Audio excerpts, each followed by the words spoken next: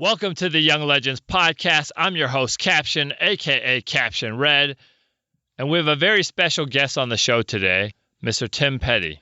Timm Peddie is a collegiate cycling champion and former professional cyclist, winning over 20 professional and international races. He represented Team USA Cycling in the 1992 Olympics. After his cycling career, he helped found the United States Anti-Doping Agency. Since then, Timm has worked as an entrepreneur, starting and selling 2 companies and working in the business world for the past 20 years in various roles. Timm, so good to have you here today on the podcast. How are you today? I'm doing great, thank you. I'm excited to be here. Yeah, fantastic. Now, you have a very illustrious career, not only in athletics, but also in business. And I'm sure you have a lot of really cool stories from all your times. And everybody likes a good story. So could you just start us off with a story of one of the many highlights of your career? Sure. I mean, as you say, I do have a number of stories, but oftentimes in the United States, cycling is not that well represented. So I did one race in Downers Grove outside of Chicago in Illinois. And it happened to be a race where there are about 10,000 people watching. So it's a race that they have every year, and over the years, it's gotten more and more popular. And they have food vendors and live bands and tons of music, and it's kind of a day event. So this one race, again, there are about 10,000 people there, and I just knew at the start of the race, I'm like, this is a race I want to win. Like, this is a big race. This would be awesome. And ended up that about, 5 or 6 laps from the end, it was like a 1 kilometer finish that had a big hill on it. So you go up a big hill, you wind through a bunch of corners, and you come down a big hill, and then kind of wind around and then go uphill toward the start finish. So at 5 laps from the end, I just attack off the front and I get a little gap. And I've been trying to get off the front like over and over and over again, but just people keep kind of reeling me back in. So finally 5 laps to go. I'm like, this is my chance. I go as hard as I can. And one guy goes with me and just stays on my wheel. He just doesn't come off my wheel.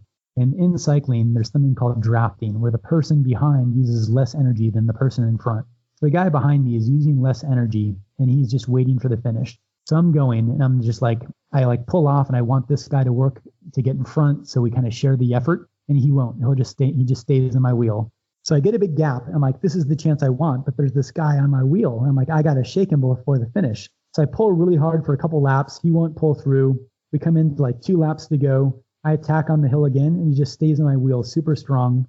And I'm getting worried. So come into the last lap, I'm going up the hill again and I just attack as hard as I can. And the guy's right on my wheel. So I attack again, and the guy's right on my wheel.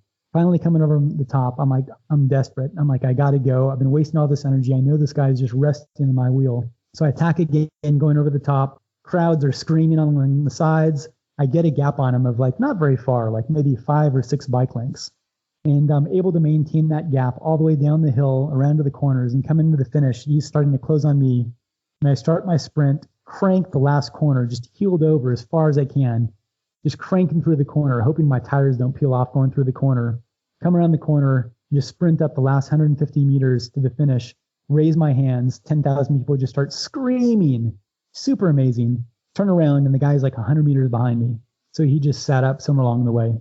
So just solo finish, huge race, huge crowds, the type of finish that every cyclist, every athlete dreams of.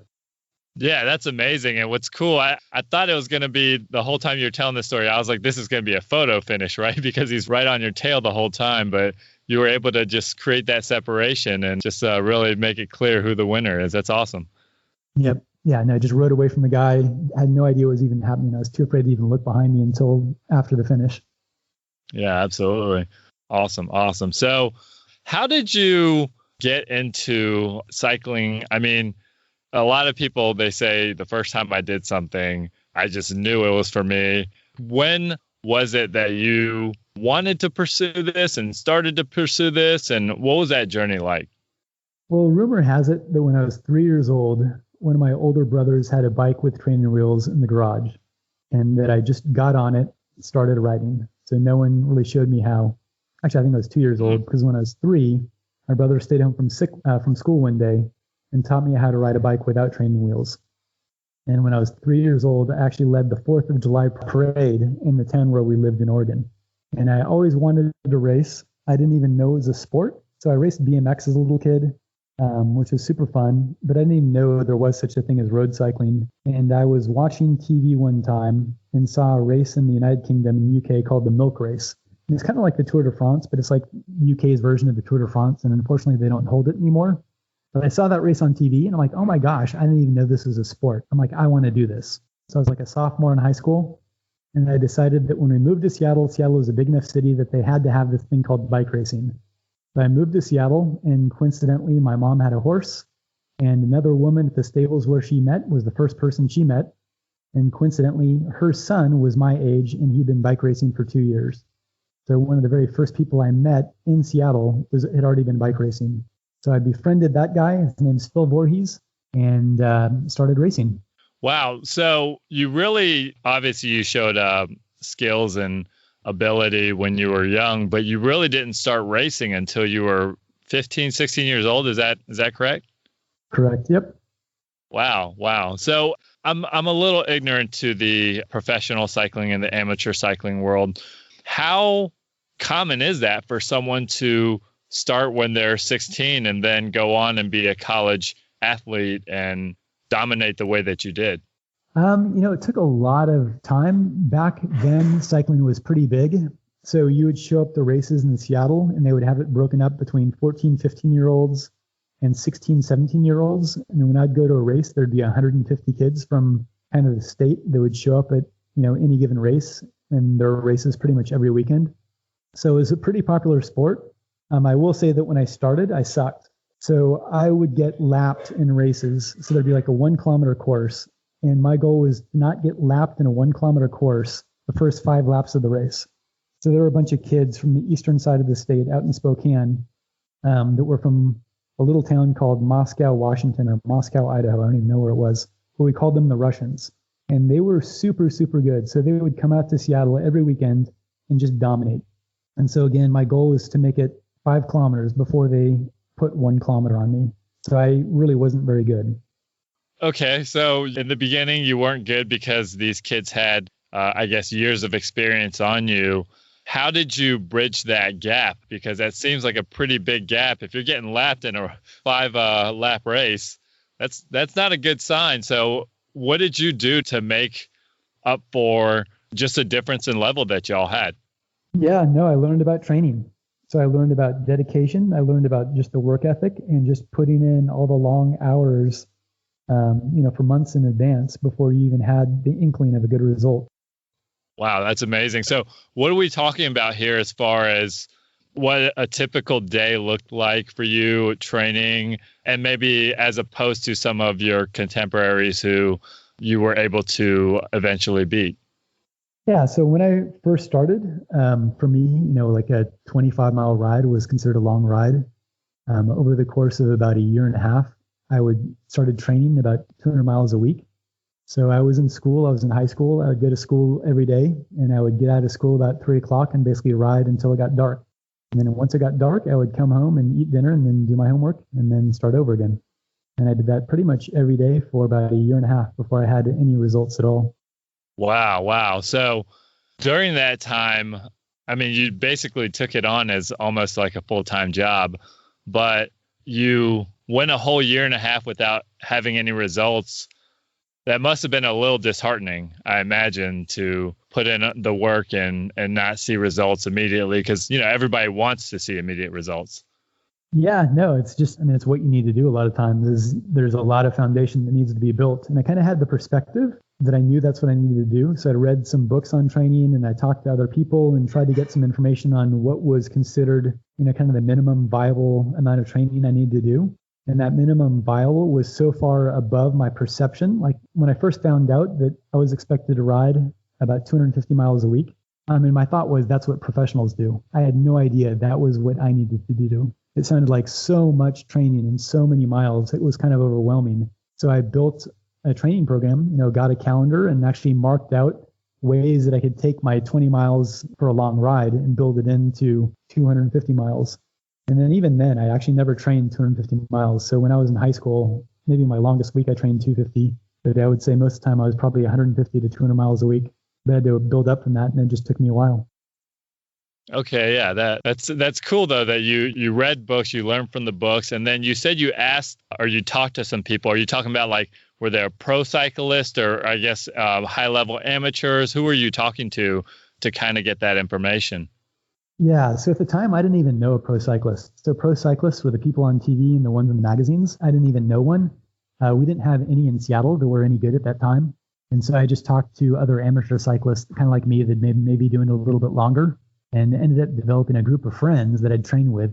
And so I mentioned a guy named Phil Voorhees. We started riding together pretty much every day. And then we met a few other people where I lived. So there were about 5 or 6 of us that kind of got all into the sport at the same time. And so we all became friends, and we trained together, not every day, but several times a week. Wow. So you really just found a pack of people who had your same goal. And then y'all just really, I guess it sounds like you really push each other to get better. Does that sound about right? Correct. Yep. Fantastic. That's a really cool story. So let's fast forward. You made it into college. Did you end up getting a scholarship into college, or did you end up kind of walking onto the team? What was that like? Yeah, so I entered as a freshman, of course, and the collegiate team, I went to University of Colorado Boulder, which at the time was the #1 cycling school in the country. It was a collegiate sport, but it wasn't a varsity sport, so there was no funding, no scholarships, nothing about it. But it was the most competitive cycling school in the country. And so when I entered as a freshman, I couldn't make the team.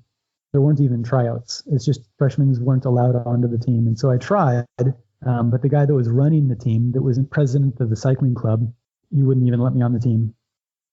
I guess that was a little disheartening. How did you keep pushing through to end up on the team? What was that journey like? Yeah, so I ended up racing for just a bike shop when I got there with a couple friends that I'd met, and I ended up racing the national calendar.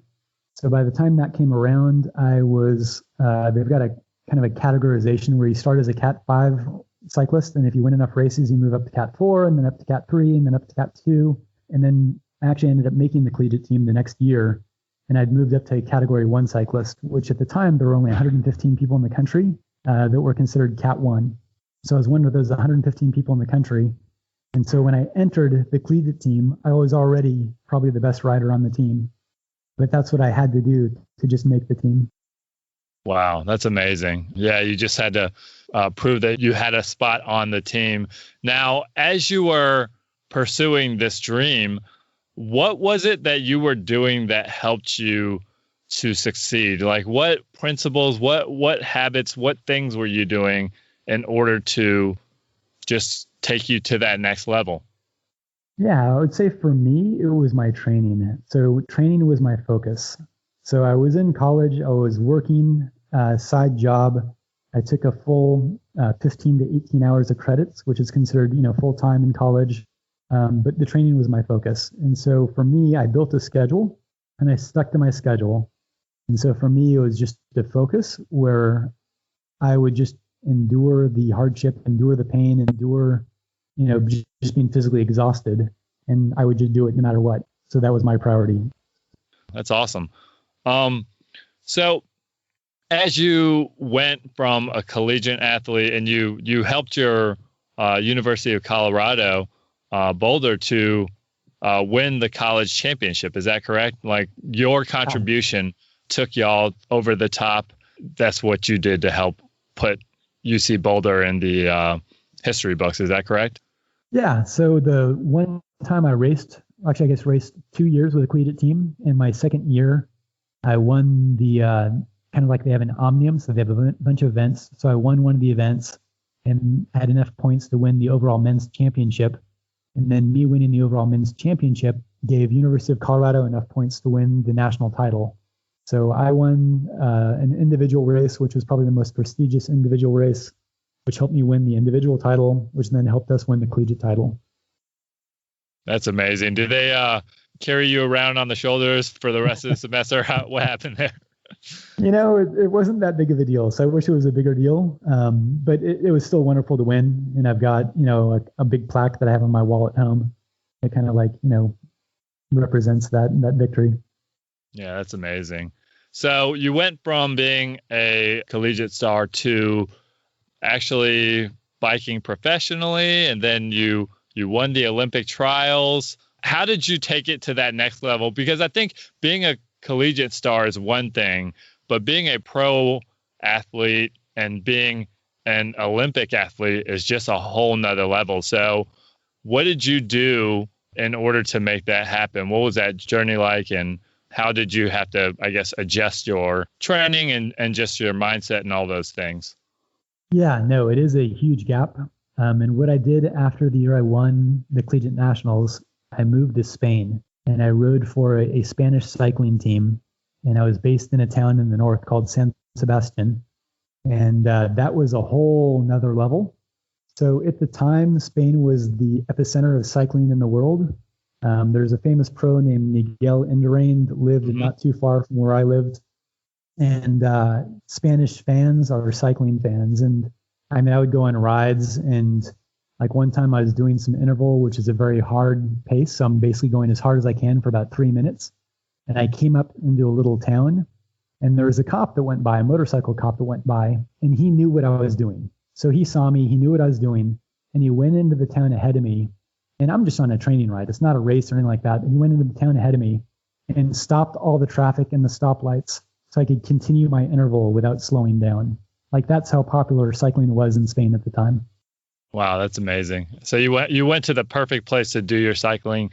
Now, you lived there, you trained, eventually you became an Olympic athlete. And then as you were in the Olympics, you saw some things that weren't so great as far as performance enhancing drugs, and or maybe not during the Olympics, but through your cycling career, you saw that. Can you just kind of shed some light on what you saw and your experience just being in the cycling world, knowing that people are doing these things? Yeah, so it's very, very prevalent in cycling. I think it's also prevalent in any sport with money, and that's just drug use. So people will do different things chemically and even naturally to try and enhance their performance. And so for me, I kind of knew it existed, but I thought I could always just overcome it. And I finally got to a certain point where I'd basically sacrificed everything in my life for the sport. And I realized that in order to take it to kind of the next level and really make it a full-time career, it was just what everyone did. It's just part of the level playing field. So it's not like a few people are cheating. It's kind of that everyone is doing it, and that is the level playing field. And so for me, it was that eye-opening thing where here I've sacrificed everything for so long, and I realized that really to make a future out of it, I had to do something that I really was not willing to do. Yeah. And I imagine to some degree, it's a hard decision because you see what's on the other end of that. But at the same time, you really just got to do some soul searching and ask yourself, is this really what I want to do with my life? So I've never been in a situation like that, but I imagine that was it was tough, and you just had to contemplate it and feel defeated to some degree because it's right there in front of you if you're willing to do it, but you're not willing to do it. Exactly. Yeah, no, it's a tough decision that kind of all of us, meaning, my fellow cycling friends and I, we all had to kind of go through that moment and decide, what we're going to do. Because again, the sport is so competitive that it's not like you're really doing it to get an advantage. You're doing it just to compete.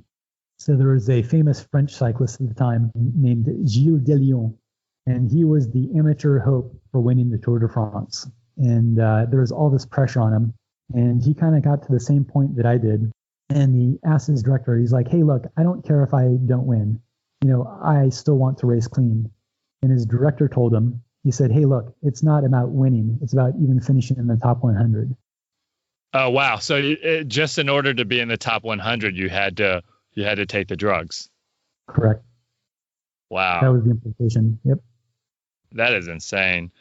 Now, I guess the question that I think a lot of people might ask is, if everybody's doing it, then what's the problem, right? Because it's kind of like, well, the drugs create the level playing field as long as you're willing to do them.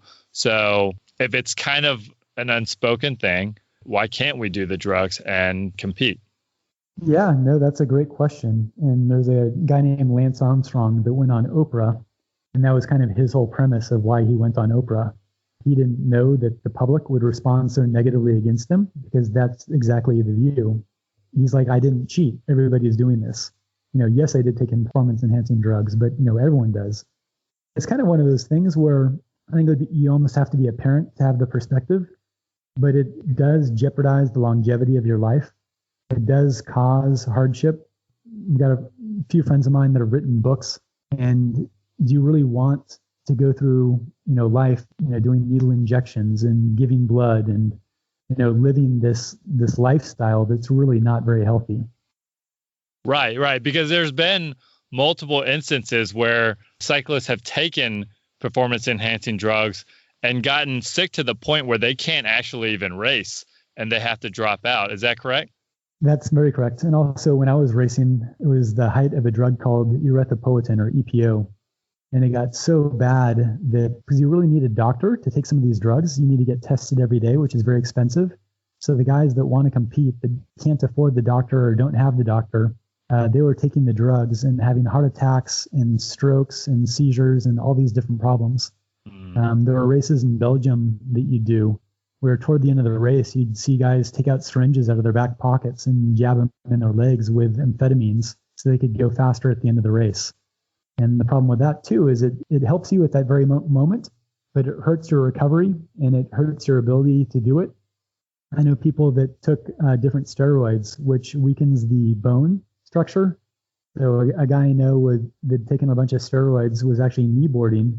And while he was kneeboarding, he broke both of his femurs. Oh. And so they're just a bunch of side effects. And do you really want to put your life and your future and jeopardize everything for a sport? And so it really goes into that heart of the issue of, how badly do you want to win and how important is money to you?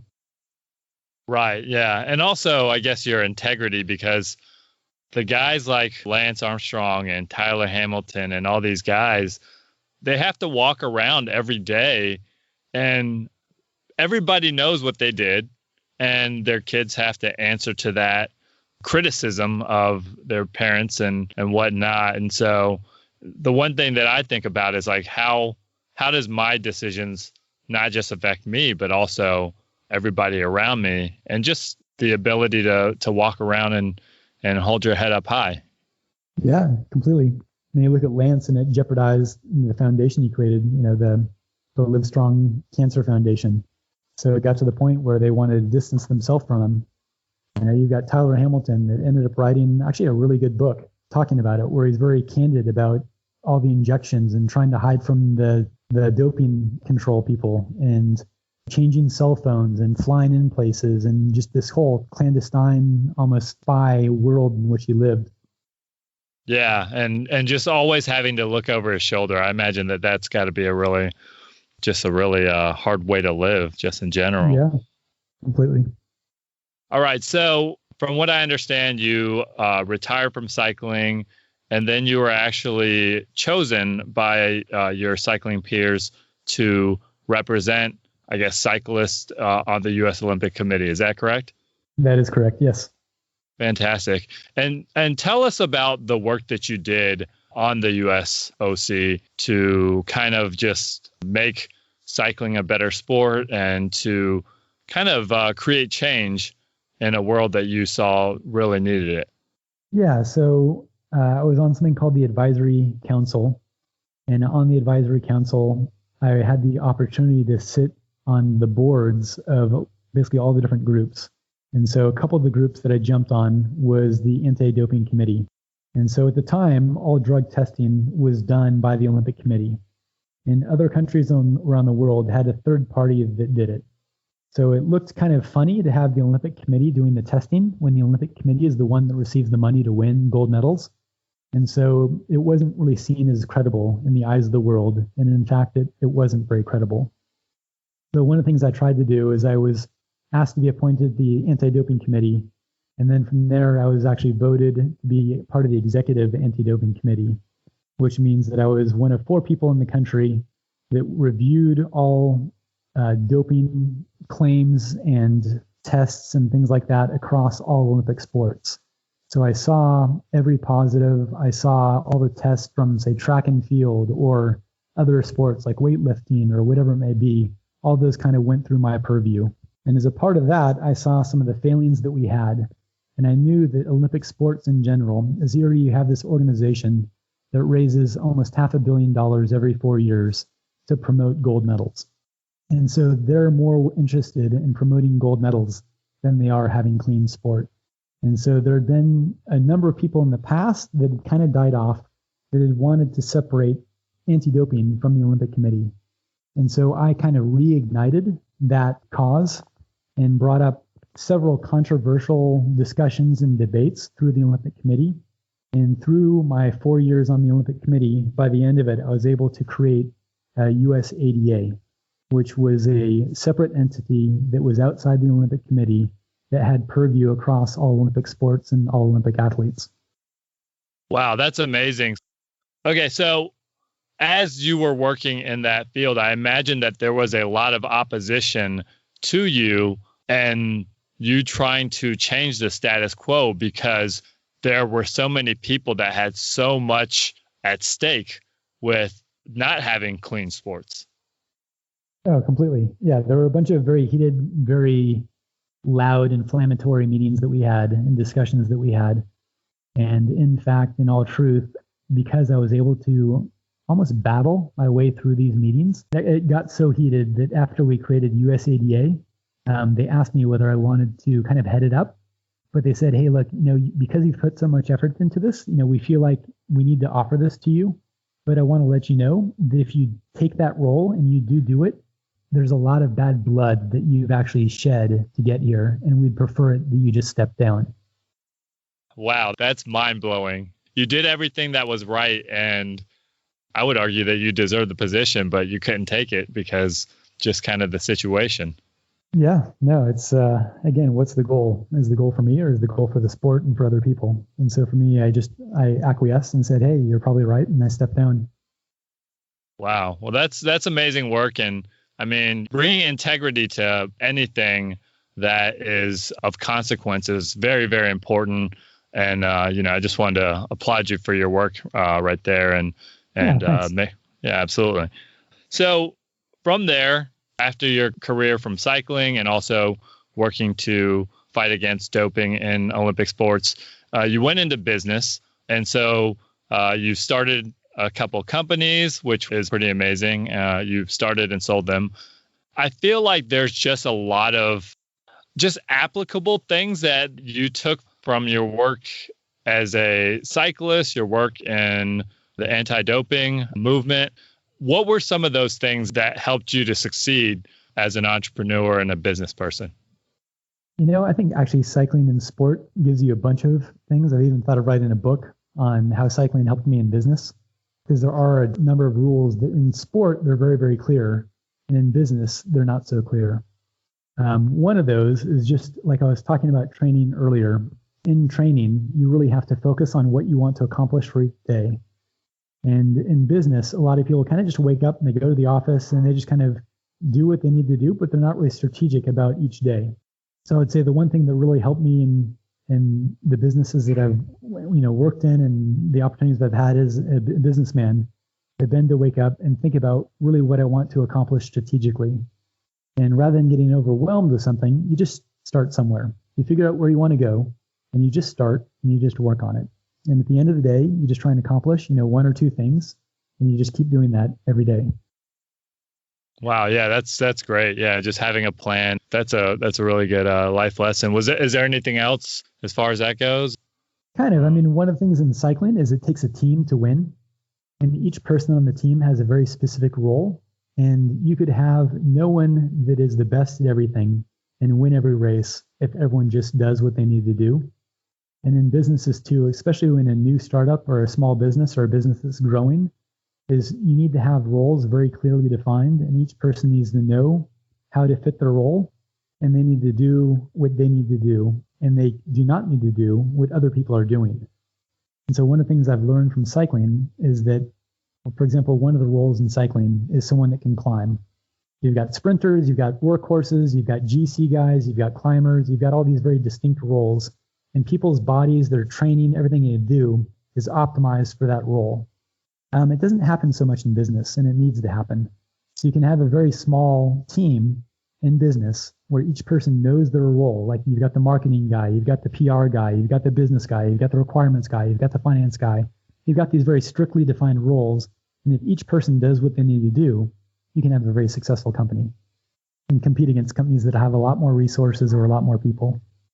Yeah. And so I guess one of the things that people should kind of take away from that is, not everybody gets to be the quarterback. Not everybody gets to be the star, but if everybody does what they're supposed to, then the team wins. So I guess it's a lot of, just checking your ego, because I think the reason why people want to have XYZ role is because there's glory in it and they want the glory.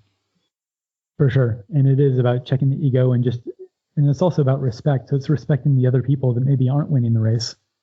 So for example, one of the things that Lance used to do is when he'd win his race is he would actually give all of his winnings to his team. So he made his money in the endorsements and, in his salary. So he'd give all the racings away, like all the winnings away to all his team members.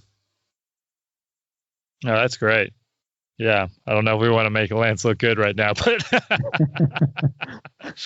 That's just something that people do. The team leaders, that's typically what they will do is they will, give the winnings away to everyone to help them in the race.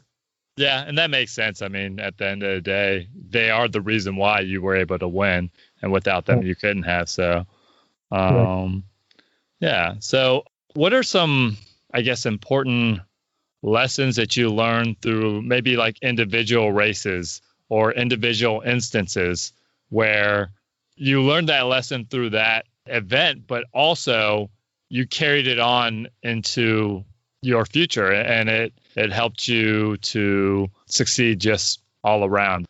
I'd say one of the biggest lessons I learned is also one of the simplest, and it's almost obvious, but I'll say it anyway, is for me, one of the things I learned in races is in order to win, you have to focus on riding your bike. And so what happened to me is a lot of races, I would come into it as like a race favorite. I'm like, I need to win this race. And I'd be thinking about winning the race. And when I thought about winning the race, I lost. And the races that I won, I didn't think about winning. I thought about being at the right place at the right time and doing what I needed to do in the race to actually take me to victory.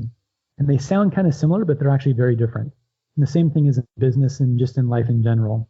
If you think about being popular, or if you think about, winning something or the notoriety, you're probably not going to get it. What you need to do is you need to think about what will take you to be successful and how can you do your best in every moment. So then that if and when that opportunity comes, you're ready. So I remember in the collegiate national championships when I was racing, I heard on the speaker that I was actually winning. So it was a points race, and you get points throughout the race, and they announce out the leader in the points. And I'm like thinking, oh my gosh, I'm leading. I could win this. Like if I don't screw this up, I could win this. And my thought is to try and win. But I was able to take that and compartmentalize it and just focus on following the people I needed to follow and winning the sprints that I needed to win. And when I ended up winning, I didn't actually know I'd won because I was so focused on racing and racing well, if that makes sense. Yeah, that does make sense. I see that a lot in basketball. I'm a big basketball fan, and you see the teams, they get so far ahead, they're just like, we're going to win this game, and then somehow the other team comes back and does the things that they need to do, and then next thing you know, it's like, oh, y'all blew a 30-point lead. How'd that happen? Exactly. Yep. And that happens in business all the time too, is people have the arrogance, they think they have a position, or they think they have something, and they just don't perform. And that's how businesses die. There are countless businesses, from Enron down where people just lost the focus.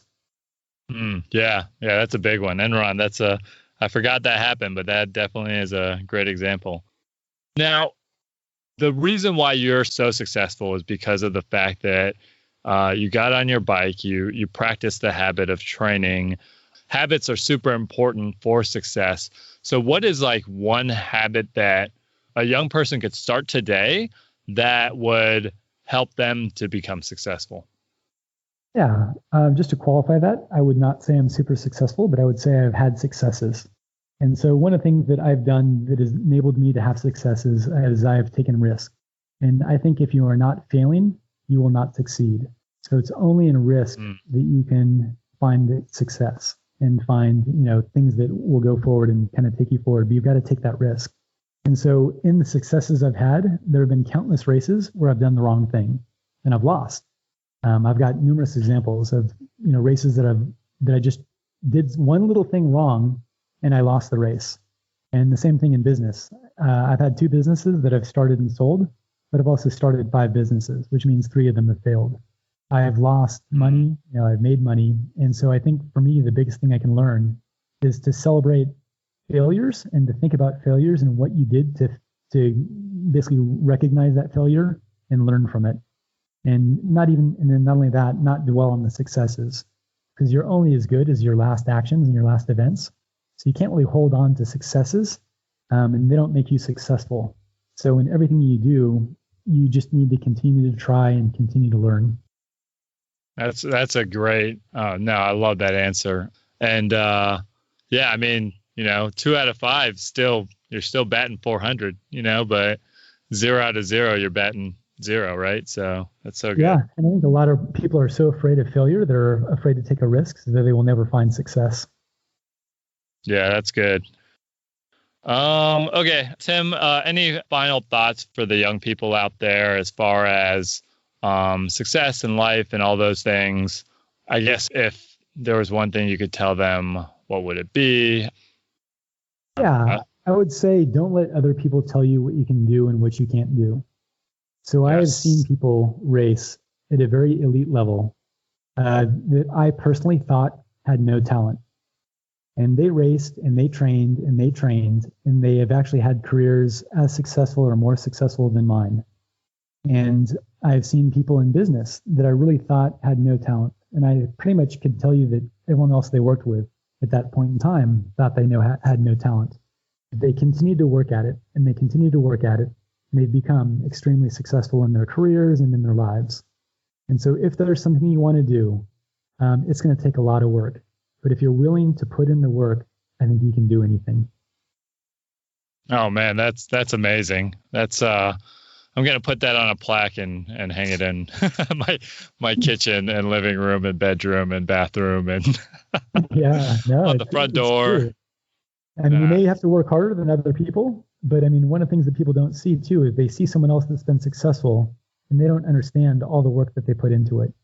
So like they see people like me racing, and they don't know that actually I started riding. I would go on bike rides when I was 4 years old. I mean, there's so much foundation that led up to it. I mean, I BMX raced before I ever got into road biking. I mean, there's so much there that if someone had asked me, I wouldn't even have been able to tell them. And so when you see people that have been successful without much effort, there is luck. And I think luck is a part of life. So some people are just lucky. So don't be resentful of luck. But at the same time, most people have put in a lot of foundation before that luck can even strike them.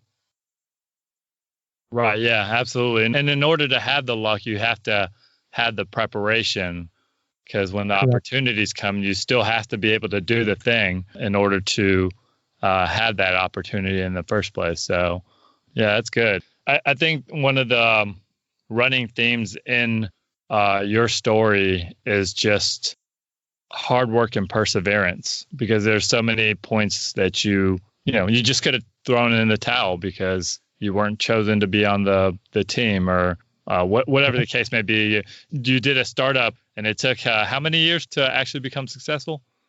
Yeah, so I started a company in 2003 that wasn't sold until 2011, and it looked like it would go under several times between that point.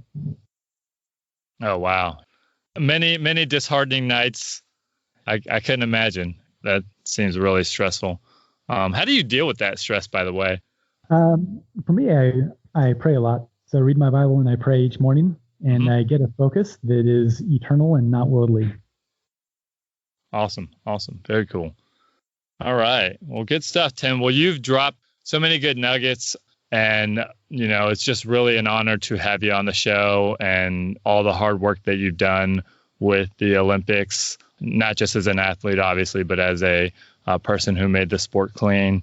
And I'm totally honored to have you on here.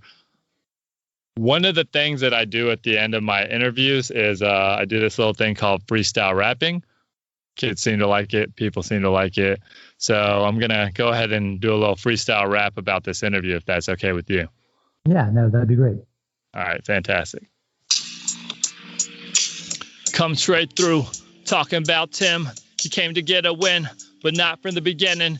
He was just sending a whole bunch of pedals all around the rotation, come straight through. He was just creating his own life by putting in work.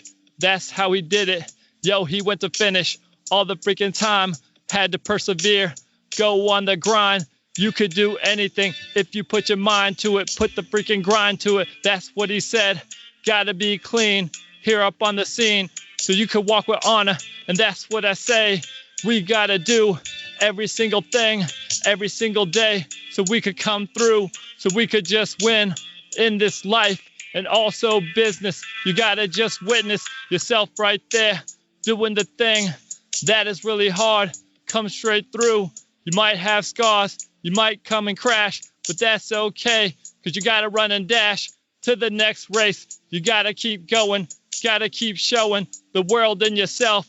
You could exceed every expectation, and that's what I say. He is just creating a whole bunch of things, like a bunch of cleanness up in the scene. It's the Olympics. We see it every 4 years. We see a bunch of tears, but what we don't see is the hard work, and that's what he says, and that's what I say. Spit a freestyle, do it all day. I spit off the top, and that's how I go, and that's what I said with a freestyle flow. All right. Nice, man. Well, hey, it's an honor to be on your show, and thank you so much. It was fun. Yeah, absolutely. Timm Peddie, you've made an impact on me today. I know you'll make an impact on people with your story. And I just wanted to say, just keep doing what you're doing. And yeah, thank you so much for joining us. Yeah, my pleasure. Have a good day. Okay, you too. Bye-bye.